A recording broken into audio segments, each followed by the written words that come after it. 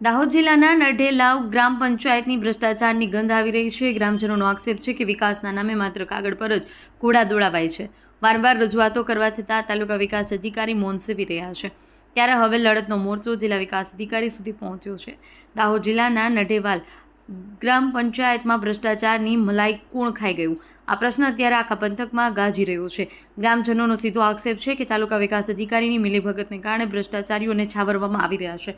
ગત 22 સપ્ટેમ્બર 2025ના રોજ આરટીઆઈ દ્વારા માહિતી માંગવામાં આવી અને પણ તંત્ર મૌન ધારણ કરી લીધું છે, જાણે ભ્રષ્ટાચારના પાપ પર પડદો નાખવાની કોશિશ થઈ રહી હોય। વાત અહીં જ નથી અટકતી। સરકારની મહત્વાકાંક્ષી નલ સે જલ યોજનામાં પણ મોટા પાયે ગેરરીતિ થઈ હોવાની ફરિયાદો ઉઠી છે। એક બે નહીં પણ કુલ 6 અલગ અલગ મુદ્દાઓ પર થયેલી રજૂઆતો પર તંત્ર કુંભકર્ણ નિંદ્રામાં છે। કંટાળેલા ગ્રામજનોએ અંતે જિલ્લા વિકાસ અધિકારીને આવેદનપત્ર આપી ન્યાયની ગુહાર લગાવી છે। ગ્રામજનોએ જણાવ્યું કે હવે અમે અનેકવાર ટીડીઓને રજૂઆત કરી પણ કોઈ પરિણામ આવ્યું નથી। અમને શંકા છે કે તેમની મિલીભગત છે। જો 10 દિવસમાં દૂધનું દૂધ પાણીનું પાણી નહીં થાય તો અમે ગાંધી ચિંધ્યા માર્ગે ધરણા પર બેસવા મજબૂર થઈશું। ગ્રામજનોએ આરપારની લડાઈના મંડાણ કર્યા છે। 10 દિવસનું અલ્ટિમેટમ આપી દેવામાં આવ્યું છે। જો તંત્ર હજુ પણ જાગશે નહીં તો નઢેલાવ ગામજનો ગાંધી ચિંધ્યા માર્ગે આંદોલન કરશે તેવી ચીમકી ઉચ્ચારવામાં આવી છે। હવે જોવાનું રહેશે કે જિલ્લા વિકાસ અધિકારી આ મામલે કડક તપાસના આદેશ આપે છે કે પછી ભ્રષ્ટાચારીઓના પક્ષ લેવાય છે। રિપોર્ટર અજય સાંસી, વાત્સલ્યમ સમાચાર, દાહોદ। મારું નામ શૈલેષભાઈ નરુભાઈ ભાભોર છે। હું નઢેલા ગામથી આવીએ છીએ। અમારે અગાઉ જે અરજીઓ આપી હતી જિલ્લા વિકાસ અધિકારી સાહેબને અને તાલુકા વિકાસ અધિકારી સાહેબોને, શાની અરજી?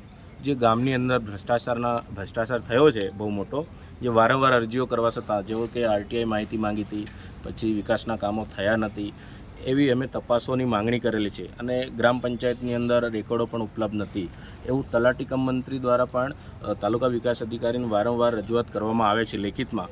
પણ આજ દિન સુધી જે ગામની અંદર ભ્રષ્ટાચાર આચરવામાં આવેલો છે જેનો કોઈ પણ જવાબ કે કોઈ કાયદેસરની કાર્યવાહી કરવામાં આવેલ નથી, જેથી આજરોજ અમે તારીખ 23/2/2026ના રોજ જિલ્લા વિકાસ અધિકારી સાહેબશ્રીને અમે કહીએ છીએ કે આની અંદર તાલુકા વિકાસ અધિકારી સાહેબની મિલીભગતના કારણે ભ્રષ્ટાચાર આચરવામાં આવ્યો છે, તો તાલુકા વિકાસ અધિકારી સાહેબ પર પણ કાયદેસરની કાર્યવાહી કરવામાં આવે અને જે તે પદાધિકારી અને જે જવાબદાર કર્મચારીઓ છે એમની પર પણ તપાસ કરી કાયદેસરની કાર્યવાહી કરવામાં આવે।